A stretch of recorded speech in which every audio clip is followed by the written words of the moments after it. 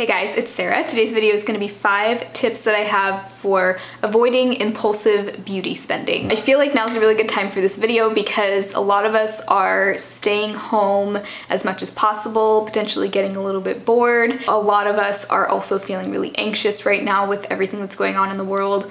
And so I know for me personally, whenever I'm feeling either bored or anxious, a lot of times I will feel the urge to shop, and in this case shop online, for products that will just give me that kind of quick fix, like dopamine hit to feel a little bit better momentarily. And I personally am trying to kind of combat that right now. And so I thought now might just be a good time to give you guys a little pep talk, kind of giving myself a pep talk too. Like, these are some things you can do instead of going online and shopping, because I know it can be really tempting, especially right now. The first tip I have is to shop your stash. I know this is probably the most obvious tip, but truly it does help when you are looking online, especially if you have like a bunch of things in your cart or a bunch of things in your like Sephora loves list that you're like really itching to buy. Go just dig into your collection and see if you can find products that are similar to the ones you're already interested in. I know a lot of times with new releases it seems like there's nothing else like this that's already come out before or that you already own, but there's only so many ways that brands can redo a dewy primer or a pastel eyeshadow palette. It's likely you already own something similar to it, especially if you already have a pretty big collection. So look into what you already own and maybe even just sit down and play with makeup that you already have. I have a full playlist of Shop My Stash content on my channel, so if you're just wanting some inspiration to enjoy what you already own, it really does help to just kind of sit down and, you know, look at what you already own and maybe dust things off that you haven't used in a while and just have fun with what you already have. And I promise you, if you sit down and play with some products you already own, especially ones that are similar to ones that you're wanting to buy, the urge to buy new will probably go away when you do that. And then kind of along those same lines is to try to dupe new releases within your collection. You can look up, a lot of YouTubers lately have been doing like, you know, can I dupe X palette with eyeshadows I already own? So you could watch those for inspiration. There's also Temptalia, which she will list out dupes for products on her website. And of course, not every single product is on there, but if there's, say, a lipstick or like a single eyeshadow, but usually it's like shade dupes for products, blushes. You can look up the one that you're interested in and see if any of the dupes listed are ones that you already have, and if you already have it, you definitely don't need to buy the new one. Okay, another tip that I really like to do when I am feeling bored with the makeup I already have is to look up tutorials or get ready with me's using the products that I have. So let's say there's a palette I'm trying to get inspiration to use. I will look up even just old tutorials from years ago, from when the palette came out, and find new ways to use it, new looks that I may not have thought to do. Also, palette bingos are really fun to kind of just reignite your love for a certain palette that maybe you haven't used in a long time. There's a lot of ways to renew that excitement in the products that you already own, and I think that just watching tutorials and get ready with me's and palette bingos or whatever with those products can really help. The next tip, I do this all the time. Sometimes I'll just be sitting there on my laptop, adding a bunch of things to my cart, and then I don't know, sometimes I'll have this thought like, you know what, I really don't need any of this, and I'll just close out of the window and just move on and do something else, because when I start getting that like nervous, anxious feeling, I'm like, no, this needs to stop. The only thing that makes me feel better right then is just close out of the window and do something else. And those products aren't gonna go anywhere. Like, if you decide later on, you know, it does make sense for me to buy this, you can always do that later. But when you're just getting into one of those like vicious cycles where you're like bored or anxious and you're kind of trying to soothe that by impulse spending, you're not gonna feel better in the long run having made that purchase.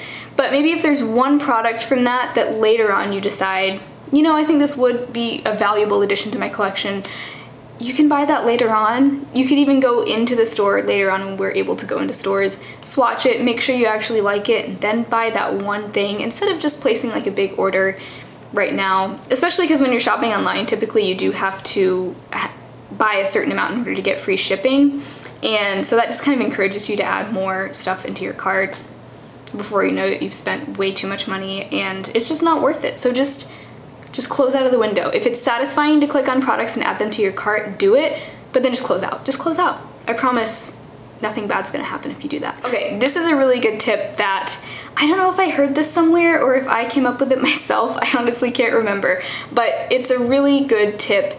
Especially right now, I know a lot of us are having some anxiety about finances. When you catch yourself about to make an impulse purchase, stop yourself and transfer whatever amount of money you were just about to spend into your savings account and just move on. If you have that savings account where it's either like your emergency fund or just the savings account where you are saving up just for a rainy day and it's money that you don't really touch, or even if you're saving up for an investment in the future, whatever it may be, just stop. I promise you're gonna feel so much better in the long run if you save that money for something that you're gonna thank yourself for later. It always feels good to just have a little bit of a cushion, even if it was like, you know, whatever, a $50 purchase of products you know you don't need deep down, and you know you're having the itch to spend. Just stop yourself, take that $50, put it in your savings account, or if you're trying to pay off debt, like paying off credit card debt, paying off student loan debt, whatever it is, put it towards that instead. You're gonna thank yourself later, even if in that moment you're not getting the same like impulsive dopamine hit that you would have if you just bought a few makeup products that you don't need. In the future, you're gonna thank yourself for that. And you'll probably find that your anxiety in the long run will be much less, just knowing that you made that good decision for yourself, because that's self-care. That is self-care. I know there's so much buzz about self-care and, you know, just buy the palette, self-care, whatever. But truly, spending money on a palette you don't need that you probably have those same shades over and over again in your collection isn't self-care if you really think about it. And sure, I mean, treat yourself every now and then. I'm not saying you should never treat yourself to a new product. If you're sitting there and you know deep down that you're gonna maybe use that palette 3 times and then move on, and you will have just spent $50 for basically a palette to just sit in your collection and collect dust, the real self-care in that moment is to put that money away for a rainy day, because you just might need it one day. And then I know we're all bored sitting at home, so we're all kind of looking for things to do right now. For me, the things I've been doing while I'm kind of self-isolating, social distancing myself, I've been filming a lot of videos because that's like my happy place. Like that is my fun thing. It's a really fun distraction for me. It just feels like an escape from everything that's going on in the world right now. So if you have a hobby like that, or even if your hobby is just putting on makeup, like take the time to put on makeup each day, even if you're probably not going anywhere. Sometimes it just feels good to like do something for yourself and just